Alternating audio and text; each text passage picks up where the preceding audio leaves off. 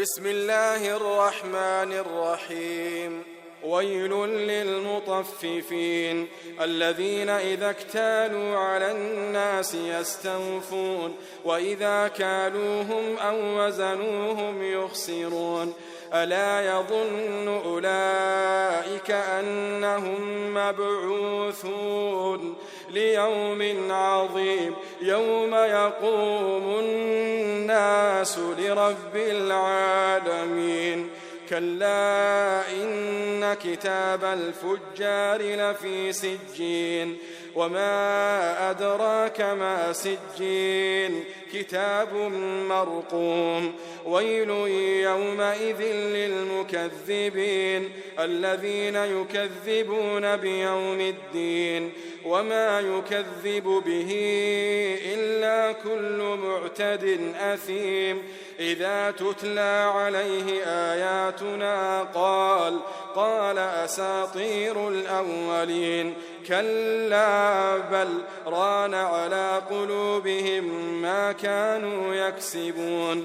كلا إنهم عن ربهم يومئذ لمحجوبون ثم إنهم لصالو الجحيم ثم يقال هذا الذي كنتم به تكذبون.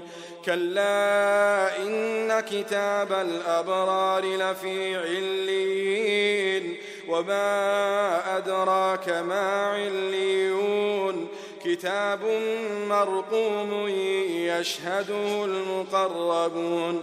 إن الأبرار لفي نعيم على الأرائك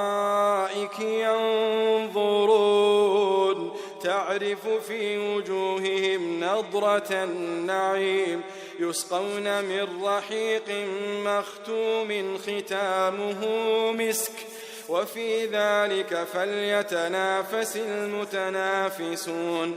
ومزاجه من تسنيم عينا يشرب بها المقربون.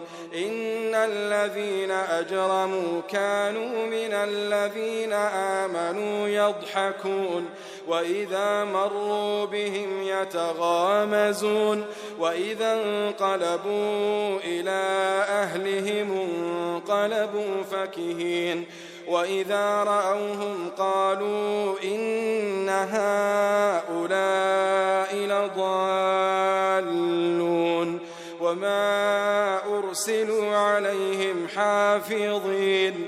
فاليوم الذين آمنوا من الكفار يضحكون على الأرائك